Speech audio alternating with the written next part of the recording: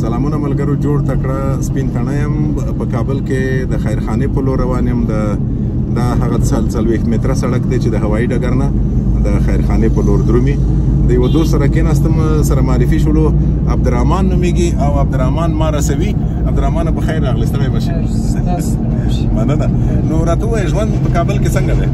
ښه شکر، ژوند راځي تر ډېر حده پورې او ښه دی. عبدالرحمن ته مخکې راته وویل چې ته اقتصاد کې زده کوونکی او سبا د فراغت مراسم دي، نو له مخکې نه مبارکي درته وایم.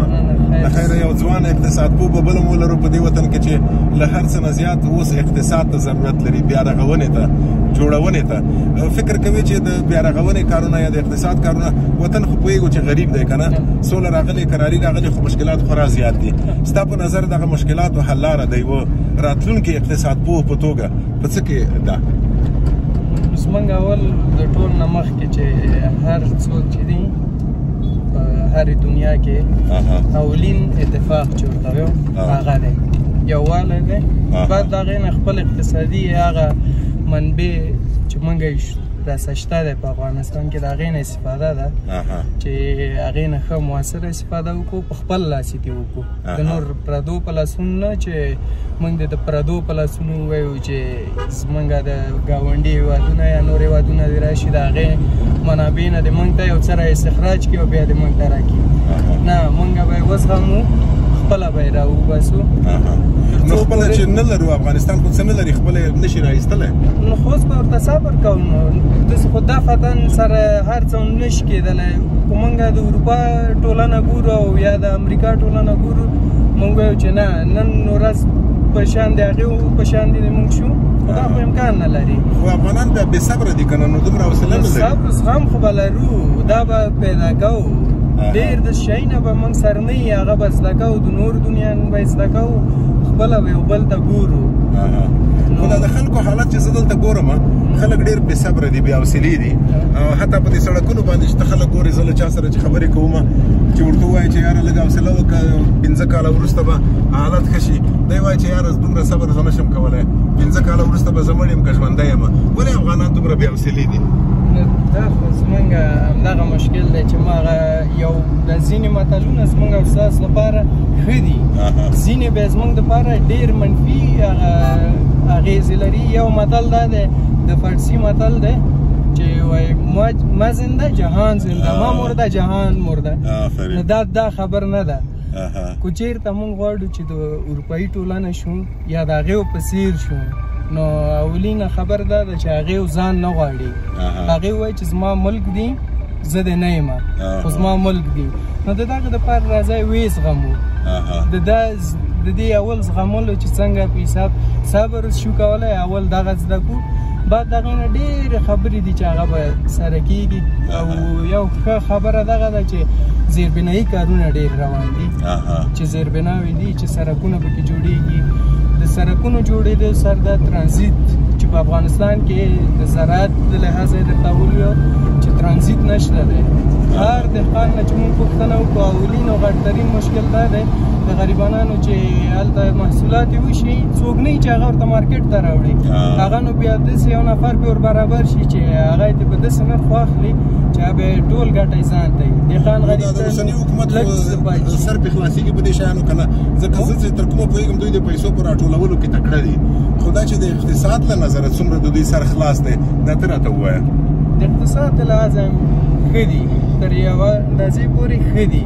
خو داسې چې زه فارغېږم، داسې زما نور مسلکان فارغ شوي، موږ ډېر غټ غټ پوستونو باندې کار کړی دی، هغې به ورته وایي چې راځئ دغه موږ ایستو، موږ به ورته دغه ښایو چې اعتبار په موږ وکړي چې وطن اخر هم جوړ شي. او د اوسني حکومت دغه لویې ننګونې ستا په نظر څه دي؟ که څه هم دا ګورې موږ راتېرېږو، دلته یو 4 لارې جوړ کړې، دا سړکونه جوړوي. ګوره په دغه خوا کې یو سړک دی چې نورې هم پراخوي، او د دوی یو کمال دا دی چې سړک چې جوړوي، حتی جومات هم که راځي د سړک په مخ کې ورانوي. د خلکو کورونه خو څه کوي، هغه خو بې پوښتنې ورانېږي. نو دا مثبت درته ښکاري که منفي د دوی دغه ګام؟ تر یو حده پورې مثبت دي، تر یو حده پورې منفي دي. مثبت په دې دي چې هغه زمونږ ګورګوټي کلیوال نه دا خبره موږ ته کېږي او اورېدل هم ده چې تر څونه صحیح ده او څونه غلطه چې چېرته جومات هم مخته راشي او سړک تېرېږي هغه باید څه شي وران شي یا شهید شي لاره دې تېره شي لاره دې نه بندېږي دغسې یو خبره ده بل تر څونه چې دغه کورونه جوړ شوي دي دا د ښاروالۍ نه غیر پوښتنې جوړ شوي دي نو اوس موږ دې ته نشو ویلی چې دولت دلته 100% ملامته دی هغه پښتو متل دی چې څه پکې غنم لامده دي او څه جرانده پڅه ده نو داسې بیخي دولت 100% ملامته کېدی هم نشي نوی دی دولت وخت غواړي هر څه 3 کاله شوي دي منفي پکې شته مثبت هم پکې ډېر دي توکل په خدای چې نو پوښتنه اوس دا ده چې ولې خلک همکار نه دي اوس ګوره ته خو دا دی اوس موټر چلوي تا ته ښه معلومیږي یو موټر روان دی په یو طرفه سړک باندې او بل موټر له هغې خوا را روان دی په داسې حال کې چې نه وي باید داسې ولې خلک نه مني تر څو چې طالب را نه شي او دا سړی په زور له دې بې قانونۍ نه منع نه کړي دی خپله دا کار نه کوي ولې